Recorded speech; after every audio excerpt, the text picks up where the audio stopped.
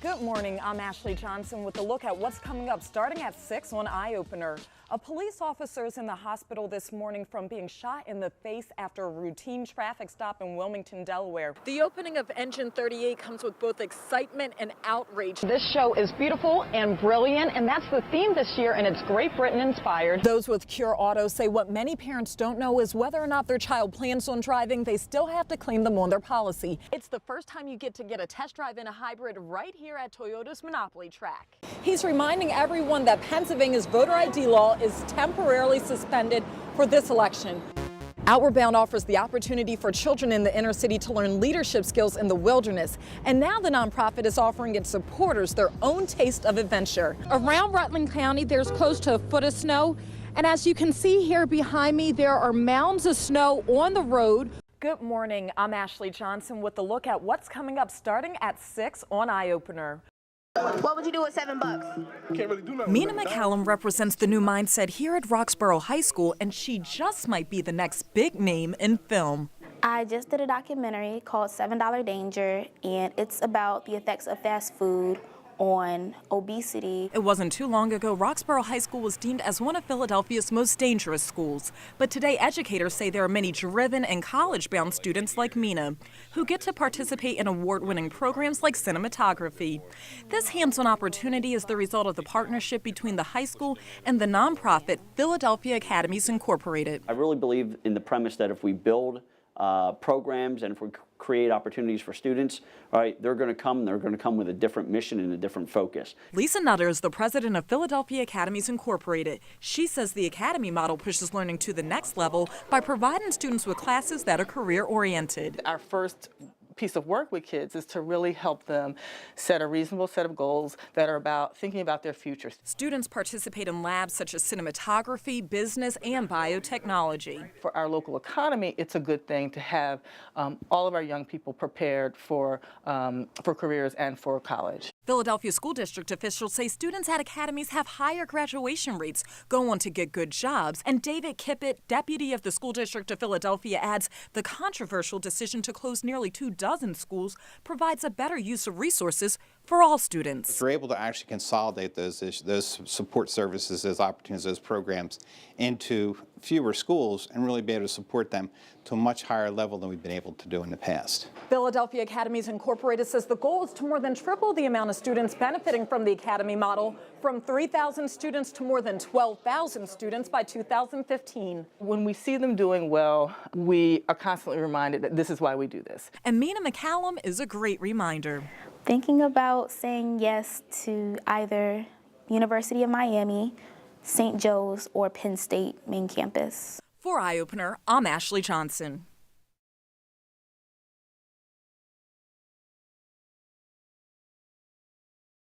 It's the first of its kind for Philadelphia, a green firehouse. It has a green roof and it has renewable water system where it takes filtered water from the roof as well as from the flower bed areas. But the real issue was the definition of green. For those in the union, it wasn't about the state-of-the-art building, but instead an ongoing legal battle being negotiated that includes raises. It's been more than 4 years since these men and women of the fire department have had a raise. How about showing the firefighters some green?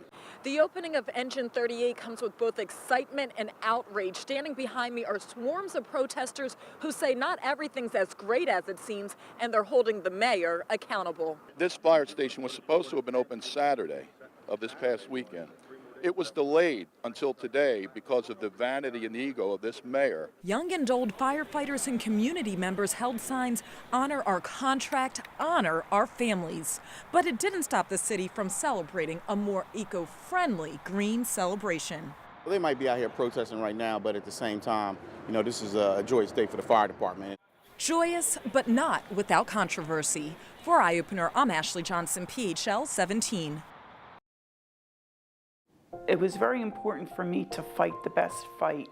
I wanted the surgery, I wanted the cancer out of me. Kathy Brandt fought her best fight and is now a proud lung cancer survivor. She thanks her doctors at Penn Medicine for giving her a second chance at life.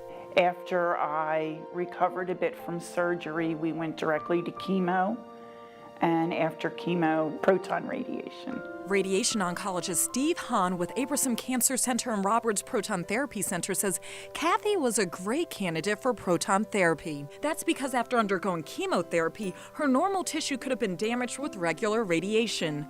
Proton radiation allows doctors to make sure they're primarily targeting the cancerous tumor and not impacting other organs in the body. It doesn't spread a lot of radiation dose to the normal tissues, and about 50 to 70% reduction in what we call integral dose. Penn's Roberts Proton Therapy Center is one of only 11 in the country to offer cancer patients proton radiation. Ours is the largest center in the U.S. It has some of the newest technology. Proton therapy starts with patients first lying on this table where doctors detect where the tumor is, and that's how they say they can accurately give someone proton radiation. From there, sessions last about 15 minutes and patients come back for 6 to 8 weeks. Protons come from the back.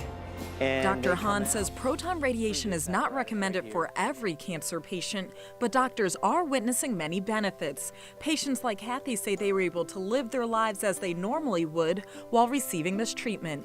Kathy Brandt says she now wants to encourage others battling cancer to consider proton therapy if it's an option for them. And as Kathy says, to always fight your hardest fight. If you can beat cancer, you can do anything. For Eye Opener, I'm Ashley Johnson.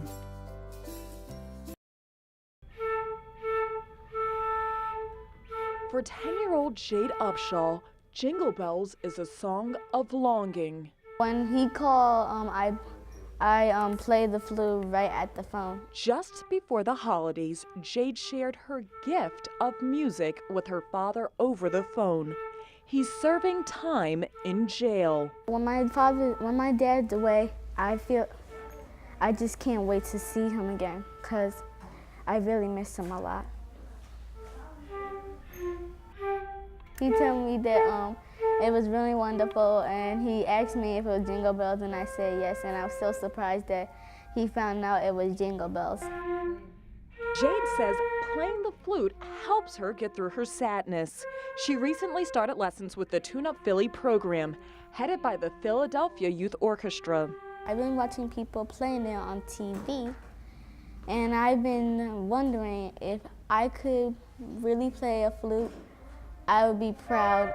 You really see for her when I check in on the flute studio or when I saw her in the concert, you just see so much pride and so much joy in accomplishing what she's doing. Meantime, Jade can't wait to share her next gift. Maybe I should play Mary Had a Little Lamb, and I want to see if we can figure out that. For Eye Opener, Ashley Johnson, PHL 17.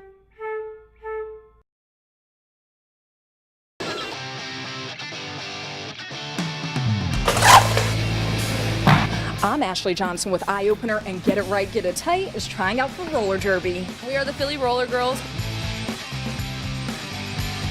I'm a little nervous about the injury part, but that's why we have you in gear. You'll be fine.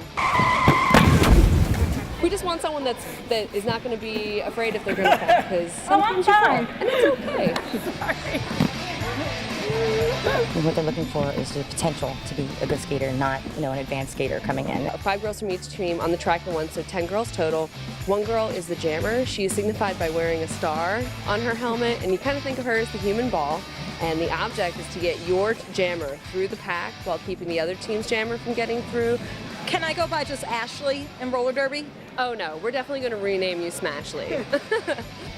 Hi, my name is Jocelyn Yannick, and I'm the Cyclone. I skate for the Philly Roller Girls. It's awesome, but it's a lot of hard work. Broke my wrist in June, but skated with my cast on. I've had a minor concussion, good quality bloody nose. There's no stereotypical person that can play roller derby or can't play roller derby. It's kind of a sport that everyone can do and anyone can do well. Get it right, get it tight is done. Woo! Thanks, guys. Happy Monday, everyone. The big story here is the weather. We're waking up to a chilly morning and slippery roads. Temperatures are below their freezing point in the 20s throughout our region. A raging house fire broke out this morning around 3:30 a.m. on the 2400 block of North 54th Street in Philadelphia. Officials believe the Winfield house was vacant, and there are no reports of injuries so far. Authorities are currently investigating the cause of the blaze. And a police officer is in the hospital this morning from being shot in the face after a routine traffic stop in Wilmington, Delaware. The incident happened around 4 p.m. Sunday on the 1200 block of Peachtree in the city's Southbridge area. Authorities say an officer was conducting a traffic stop when the vehicle fled.